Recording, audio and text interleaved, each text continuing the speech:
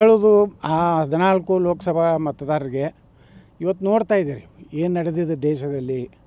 ನರೇಂದ್ರ ಮೋದಿಯವರು 10 ವರ್ಷದ ಒಂದು ಚಿಂತನೆ ಆಗಬೇಕು, ಅವ್ರು ಮಾಡಿದಂಥ ಸಾಧನೆಗಳು.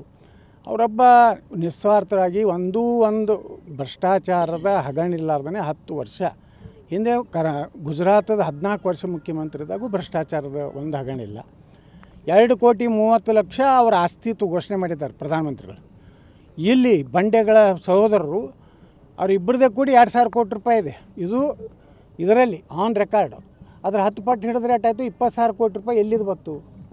ಇವರು ಯಾರ ಬಲ್ಲಿ? ಒಬ್ಬ ಬೆಂಗಳೂರಿನಲ್ಲಿ ಒಬ್ಬ ರೋಡಿ ಬಲ್ಲಿ ಕೆಲಸ ಮಾಡ್ತಿದ್ರು. ಚಹಾ ಸಿಗರೇಟ್ ತಂದು ಕೊಡುತ್ತೆ ವ್ಯಕ್ತಿ. 20-25 ವರ್ಷನಾಗ 20,000 ಕೋಟಿ ರೂಪಾಯಿ ಆಸ್ತಿಯಲ್ಲಿ ಬಂತು. ಈ ದೇಶದ ಪ್ರಧಾನಮಂತ್ರಿ ಒಂದು ಒಳ್ಳೆಯ ಡ್ರೆಸ್ ಹಾಕ್ಕೊಂಡ್ರೆ ಚರ್ಚೆ. ಪ್ರಮುಖರೆಲ್ಲರೂ ತಿರುಗಿ ಬಿದ್ದಿರುವಂಥದ್ದು ಸರ್. ಈಗ ಆ ಬಗ್ಗೆ ಏನು ಹೇಳ್ತೀವಿ? ಹೌದ್ರಾ? ಏನು ತಿರುಗಿ ಬಿದ್ದಾರೆ ಅವರು?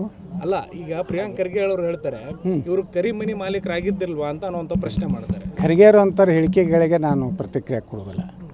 ಒಬ್ಬ ಚೈಲ್ಡಿಶ್. ಅವ್ರಿಗೆ ಯಾರು ಪ್ರಧಾನಮಂತ್ರಿಗಳ ಬಗ್ಗೆ, ಅವ್ರ ತಂದೆಯವ್ರ ಬಗ್ಗೆ ಯಾರಾದರೂ ಹಿಂಗೆ ಮಾತಾಡ್ತಾರೆ ಅವ್ರಿಗೆ ಸರಿ ಅನ್ನಿಸ್ತದೆ. ಹೇಳೋದು 14 ಲೋಕಸಭಾ ಮತದಾರರಿಗೆ ಇವತ್ತು ನೋಡ್ತಾ ಇದ್ದೀರಿ ಏನು ನಡೆದಿದೆ ದೇಶದಲ್ಲಿ.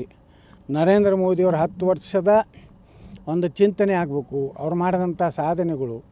ಅವರೊಬ್ಬ ನಿಸ್ವಾರ್ಥರಾಗಿ ಒಂದು ಭ್ರಷ್ಟಾಚಾರದ ಹಗರಣಿಲ್ಲಾರ್ದೇ 10 ವರ್ಷ ಹಿಂದೆ ಗುಜರಾತದ 14 ವರ್ಷ ಮುಖ್ಯಮಂತ್ರಿ ಇದ್ದಾಗೂ ಭ್ರಷ್ಟಾಚಾರದ ಒಂದು ಹಗರಣಿಲ್ಲ.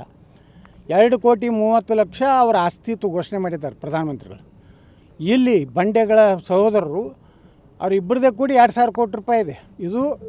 ಇದರಲ್ಲಿ ಆನ್ ರೆಕಾರ್ಡ್.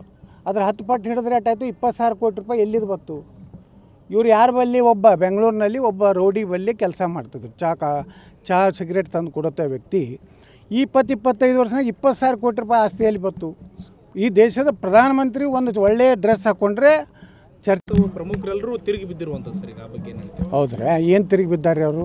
ಅಲ್ಲ, ಈಗ ಪ್ರಿಯಾಂಕ್ ಖರ್ಗೆ ಅವರು ಹೇಳ್ತಾರೆ ಇವರು ಕರಿಮನಿ ಮಾಲೀಕರಾಗಿದ್ದಿಲ್ವಾ ಅಂತ ಅನ್ನೋಂಥ ಪ್ರಶ್ನೆ ಮಾಡ್ತಾರೆ. ಖರ್ಗೆಯರು ಅಂತಾರೆ ಹೇಳಿಕೆಗಳಿಗೆ ನಾನು ಪ್ರತಿಕ್ರಿಯೆ ಕೊಡೋದಿಲ್ಲ. ಒಬ್ಬ ಚೈಲ್ಡಿಶ್. ಅವ್ರಿಗೆ ಯಾರು ಪ್ರಧಾನಮಂತ್ರಿಗಳ ಬಗ್ಗೆ, ಅವ್ರ ತಂದೆಯವ್ರ ಬಗ್ಗೆ ಯಾರಾದರೂ ಹಿಂಗೆ ಮಾತಾಡ್ತಾರೆ ಅವ್ರಿಗೆ ಸರಿ ಅನ್ನಿಸ್ತದೆ.